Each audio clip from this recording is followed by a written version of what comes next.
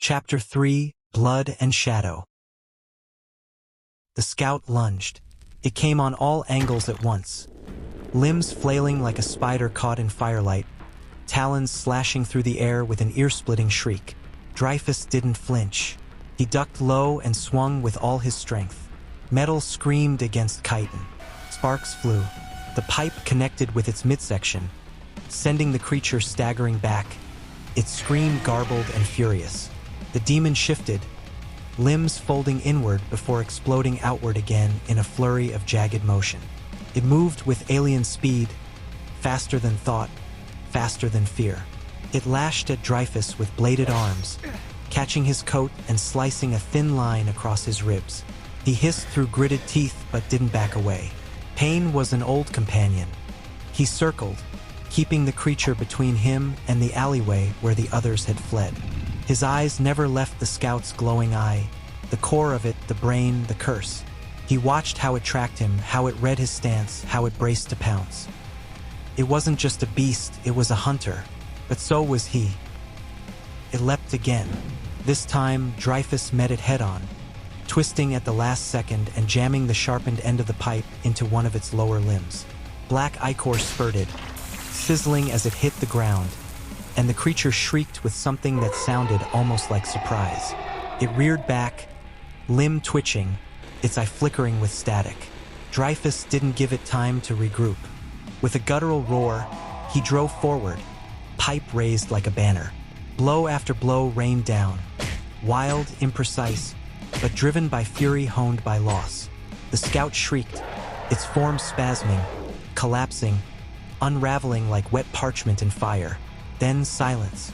It twitched once, then stilled, its eye dimming, then dying. The chittering had stopped. The only sound was the frantic, ragged panting of Dreyfuss and the low, mournful sigh of the wind through the skeletal city. His chest heaved, a raw burn in his lungs, and his knuckles ached from the desperate, two-handed grip he'd had on the length of rusted pipe. Before him, the demon scout lay broken, a grotesque sculpture of shattered chitin and congealed shadow. Its single red eye dimmed to a dull, malevolent flicker before winking out entirely. Black, oily ichor, thick and foul-smelling, coated the pipe and dripped from Dreyfuss's hands, staining the tattered fabric of his sleeves. His face, grim and sweat-streaked, was smeared with the same vile substance, a macabre war paint. He had done it, but the cost was a deeper exhaustion, a fresh layer of grim determination settling over his already weary soul. He stood over the fallen scout for a moment, listening. The silence that followed the creature's death was profound, almost deafening, broken only by the distant familiar sounds of the shattered world. He strained his ears, searching for any echo of its chittering, any sign that it had communicated their presence before he dispatched it. Nothing. A grim satisfaction tightened his jaw. One less threat, at least for a few moments. Turning, he scanned the shadowy ruins. Astra. His voice was a harsh whisper, filled with an urgency that carried despite its low volume. It's clear. Come out. From the narrow crevice between the colossal, toppled turbines, a small, dust-caked face peered out. Astra, her eyes wide with a mixture of fear and relief, slowly emerged, ushering the children ahead of her. Little Pip, still clutching Astra's leg, whimpered softly, while Finn and Alara looked at the dead demon scout with a mixture of terrified fascination. Behind them, Lyra and Kale crept out, their faces pale, their breaths still coming in ragged gasps. Old Man Borin and Jaren followed, their gazes fixed on the slain monstrosity. "Is it gone?" Astra asked, her voice barely above a whisper, her eyes sweeping the surrounding darkness as if expecting more horrors to materialize. Dreyfuss merely nodded, his gaze distant, already assessing the next threat.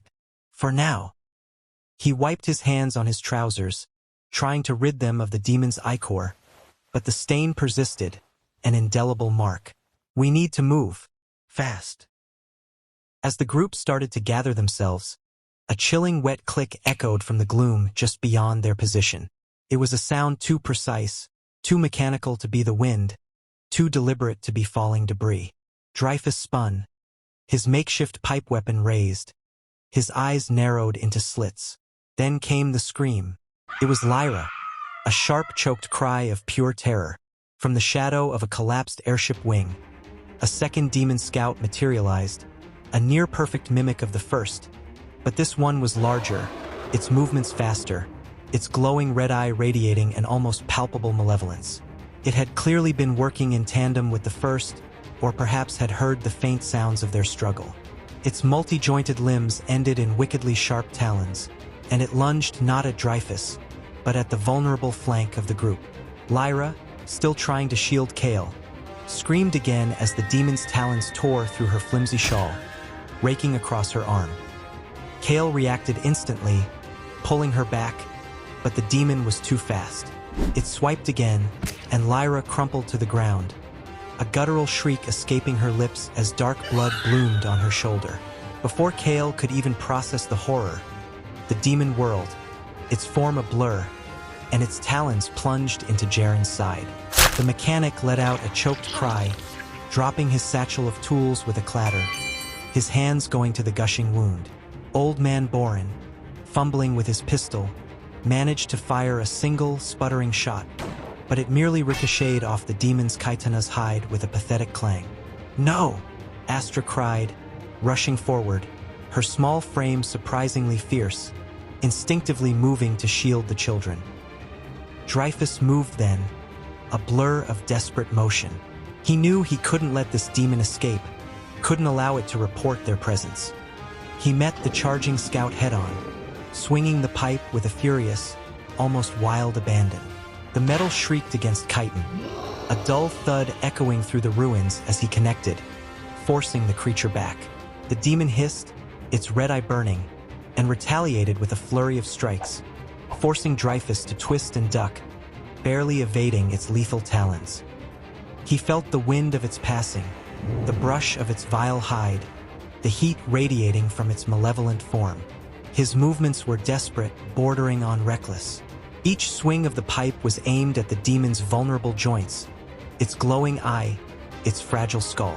The demon was quicker, more agile than the first, and it had the element of surprise. He was bleeding from a shallow cut on his cheek, a burning sting where one of its talons had grazed him. He could feel the familiar, cold dread creeping in, the echoes of past failures. His gaze flickered to Astra, to the whimpering children, to Lyra bleeding on the ground, and a raw, primal rage flared within him, momentarily overriding the despair. With a guttural roar, Dreyfuss put every ounce of his remaining strength into a desperate thrust. The rusted pipe, sharpened by impacts, plunged into the demon's exposed neck joint. There was a sickening crunch, a fountain of black ichor, and the scout spasmed, its chittering turning into a gurgling shriek. It thrashed, its limbs flailing wildly, before collapsing into a twitching heap, its movements slowly fading, the light in its eye extinguishing like a snuffed candle. Dreyfuss stood over it, chest heaving, the pipe dripping with fresh demon blood. The silence that followed was heavy, broken only by the ragged breathing of the survivors and the faint sobs of Lyra. "Are you all right?" Astra was by his side instantly, her eyes scanning him for wounds, her concern overriding her own fear. He nodded, a jerky motion. "Not as bad as them." He gestured to the fallen. The scene that met them was grim. Lyra lay on the ground, clutching her shoulder, blood seeping between her fingers. Her face was ashen, her breathing shallow. Kale was kneeling beside her, his own hands shaking, a silent plea in his eyes. Jaren was worse. He lay still, a rapidly expanding pool of darkness beneath him, his breathing a wet, rattling sound. Old Man Boren was slumped against a wall, his face pale, muttering prayers, his pistol discarded beside him. "Jaren," Astra whispered, dropping to her knees beside him, her hands hovering, unsure how to help. His eyes were wide, fixed on nothing, a faint tremor running through his body. His hands twitched, as if still reaching for a tool that could fix this broken world. Within moments, the last ragged breath shuddered out of him. His eyes remained open, staring. Jaren, the pragmatic mechanic, was gone. Lyra was fading fast too. Her breaths were shallow gasps, her eyes glazing over. Kale sobbed openly, holding her tightly. Lyra, no, please, Lyra. Astra, despite her own terror, quickly assessed the situation. We can't move them like this, she said, her voice strained, the natural healer within her taking charge. Jaren is gone. Lyra, she's lost too much blood. We need to stop the bleeding, and quickly. And the children, they're terrified.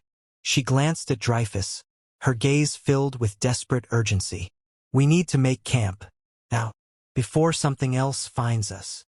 Dreyfuss looked around the exposed ruins. Making camp here was madness. The scout had found them. More were surely on their way, drawn by the residual demonic energy or the scent of blood. But Astra was right. They couldn't move the injured, not without risking their lives further. The children needed shelter, and they all needed a moment to recover from the brutal ambush.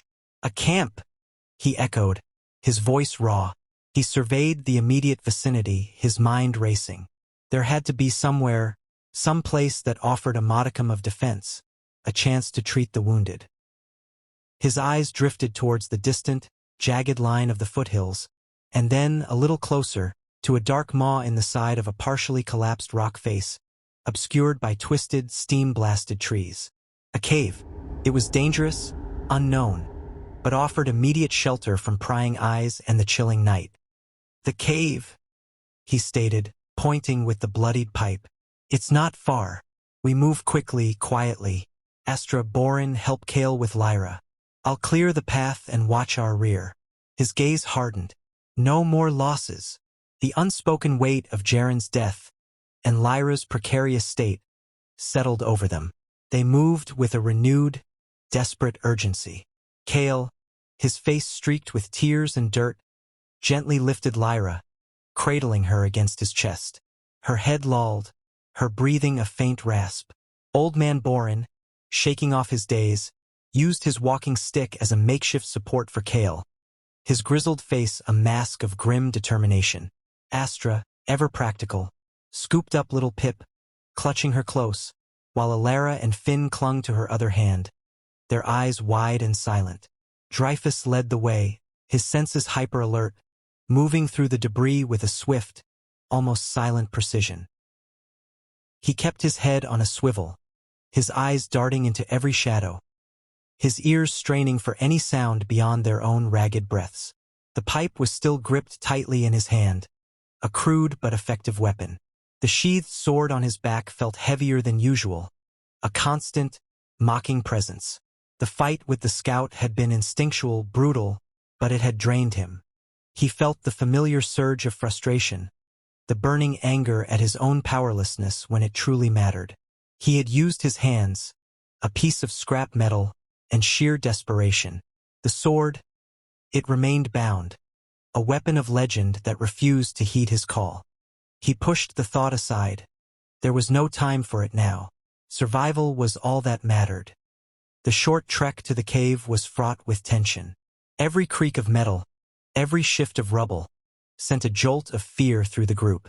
They passed the husks of ancient steam trains, their tracks twisted into grotesque knots, and the skeletal remains of colossal, multi-limbed automatons, frozen mid-stride, their gears rusted solid. The air grew colder, the wind more biting, as they approached the rocky outcrop. The cave mouth was a gaping maw, shrouded in shadow, its interior lost to the deepening twilight. It smelled of damp earth and something else, something wild and untamed. Dreyfuss moved in first, pipe raised, his eyes adjusting quickly to the gloom. He swept the small cavern, confirming it was empty of immediate threats, though a lingering, animalistic scent clung to the air. Clear, he announced, his voice echoing in the confined space. One by one, they shuffled into the cave, the relative darkness a welcome cloak. Kale gently laid Lyra down on a relatively flat patch of ground, his gaze never leaving her. Astra was already rummaging in her satchel, pulling out crude linen strips and a small, stoppered vial of antiseptic made from scavenged chemicals. We need light, Boren rasped, his voice trembling. Jaren's tools, scattered where he fell, now lay silent testimony to their loss.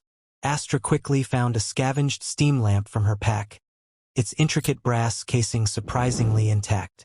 With a few practiced movements, she managed to ignite its small, enclosed flame, casting a flickering golden glow that pushed back the oppressive shadows. The warm light, though dim, brought a small measure of comfort, illuminating the weary, tear-streaked faces of the survivors. Kale, help me elevate her leg, Astra instructed, her voice calm and steady, despite the tremor in her hands. She worked with practiced efficiency, cleaning the wound on Lyra's shoulder, her brow furrowed in concentration. The gash was deep, long, and bleeding profusely. This is bad, very bad. As Astra worked tirelessly on Lyra, Dreyfuss stepped to the cave entrance. He didn't go far, just enough to have a clear view of the approach, his back a silent sentinel against the darkness. He watched the last vestiges of twilight fade, giving way to the oppressive blackness of night. The purple glow of the distant demon towers seemed to pulse with a more sinister intensity now, their alien light casting long, shifting shadows that danced like phantom demons across the ruined landscape. He heard Kale's heartbroken sobs as he watched Astra desperately try to save Lyra. He heard the children's hushed whimpers and Boren's low, mournful prayers. He thought of Jaren, lying cold and broken out there, another life snuffed out, another name added to the endless tally.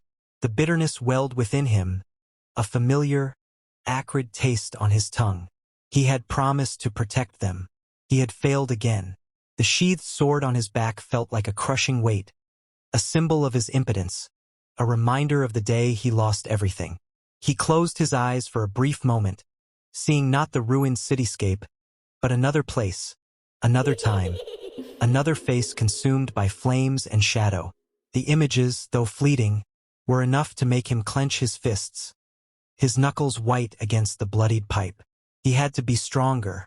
He had to. We need to bury Jaren, Astra said after a while, her voice heavy, a grim finality in her tone. And Lyra, she needs rest. We can't move her until the morning, if she even makes it through the night. Her eyes met Dreyfuss's, filled with a raw, desperate plea. We're trapped here until dawn. Dreyfuss looked out into the unyielding darkness, then back at his decimated group. Lyra's life hung by a thread, Jaren was gone, and the others were shaken to their core. He understood the unspoken sentiment. They were broken for now. Agreed, Dreyfuss said, his voice flat, devoid of emotion, yet carrying an unwavering resolve. He picked up a piece of scavenged rebar, its end sharpened to a crude point. I'll start digging. He would dig Jaren's grave, a silent promise to the fallen, and then he would stand watch, the unblinking guardian, until the first rays of the sun pierced the demonic night. They would survive this. They had to.